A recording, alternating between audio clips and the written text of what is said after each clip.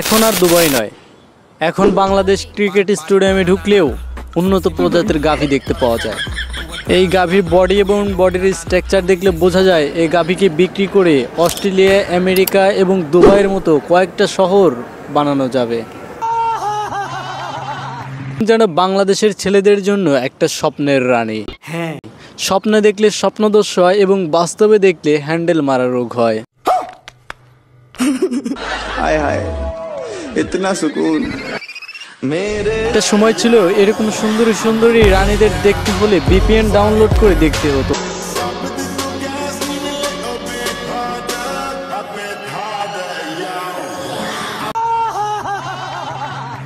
এখন আর VPN download করা লাগবে না, এখন শুধু ফেসবুক, ইনস্টাগ্রাম, টুইটারে গেলেই এই রানীর অভাব নেই।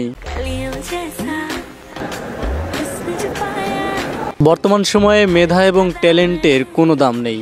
আপনি যদি এরকম বডি শো আপ করতে পারেন, আপনি যদি এরকম ছোটো ছোটো ড্রেস পরতে পারেন, আপনি যদি এরকম লজ্জাকে বিসর্জন দিয়ে আপনি যদি সোশ্যাল মিডিয়ায় এরকম নোংরামো অশ্লীলতা করতে পারেন, তাহলে আপনি ভাইরাল।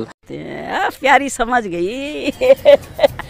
আপনার কোনো এক্সপিরিয়েন্স, অভিজ্ঞতা কিচ্ছু লাগবে না। আপনি যদি এরকম বডি শো আপ করতে পারেন, এরকম যদি নোংরা অশ্লীলতা করতে পারেন, তাহলে আপনি ভাইরাল। ভাইরাল হওয়ার জন্য বর্তমানে কোনো কিছুই লাগে না। শোনেন ভাই, বাংলাদেশ অন্য দেশের থেকে অনেক উন্নত। কেন জানেন? আমি আপনাকে লজিকটা বোঝাই। দেখেন, আমাদের বাংলাদেশের তরমুজের মধ্যে মধু এবং রসমালাই পাওয়া যায়। কক্সবাজারে গেলেই iPhone 16 Pro Max, 17 Pro Max সব পাওয়া যায়। শুধু তাই নয়, এখন বর্তমান ক্রিকেট স্টেডিয়ামে গেলেও আপনি উন্নত প্রজাতির দুধ পাবেন। সে দুধ আবার মনে করেন অনেক টেস্টি, অনেক সুস্বাদু। বাংলাদেশের যত সাপ্রে, টিকটকার এবং সাংবাদিক সবাই এই গাভীর পিছনে ছুটছে শুধু এক পলক দেখার জন্য।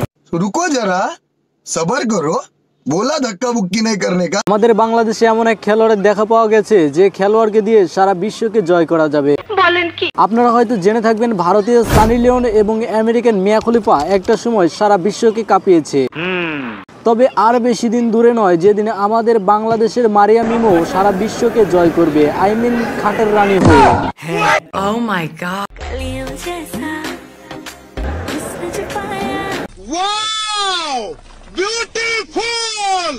বাদামি লেবু এবং বডির স্ট্রাকচার দেখলে বোঝা যায় যে সে কত বড় মাপের একজন খেলোয়াড়। মানে এমন একজন খেলোয়াড়, সে রাতের অন্ধকারেও T20 ম্যাচে আমাদের সেঞ্চুরি এনে দিতে পারবে।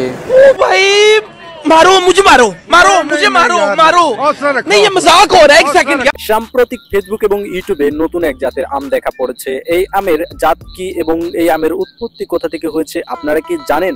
আপনারা যদি না জেনে থাকেন, আমার এই ভিডিওতে এই আমের জাত সম্পর্কে এবং এর উৎপত্তি কোথা থেকে হয়েছে এই বিষয়ে আলোচনা করা হবে। আপনারা হয়তো ক্রিকেটার নাসিরকে সবাই জেনে থাকবেন। ক্রিকেটার নাসিরের বাসায় যে বাথরুম, ওইখান থেকে এই আমের জাতের উৎপন্ন করা হয়েছে। শুধু তাই নয় দর্শক বিন্দুরা, সে একমাত্র নাসিরের হাত থেকেই এত সুন্দর আমের উৎপন্ন করা হয়েছে। এই আমটা এক একটা আমের সাইজ প্রায় 5 থেকে 7 কেজি। আমটার সাইজে বড় থাকলেও কোনো সমস্যা নাই। এই আমটা আপনারা 12 মাসই খেতে পারবেন। শুধু তাই নয়, আপনারা দেখলে হয়তো ভাবতে পারবেন আমটা একটু অসাধু হতে পারে, বাট আমটা অনেক সুস্বাদু। আমটা এতটাই সুস্বাদু, আপনারা একটু লক্ষ্য করলে দেখতে পারবেন বাংলাদেশের যত সাপ্রে ইউটিউবার এবং যত সাংবাদিক আছে তারা সবাই কিন্তু এই আমের পিছনে ছুটছে শুধু এই আমটাকে এক নজর দেখার জন্য। এই আমটা আপনাদের কাছে পরিচিত হয়ে কেমন লেগেছে আপনারা আমাকে কমেন্ট করে জানাবেন। আরো যদি এই বিষয়ে বিস্তারিত তথ্য লাগে আমাকে কমেন্ট করে জানাবেন, আমি আপনাদেরকে জানানোর চেষ্টা করব।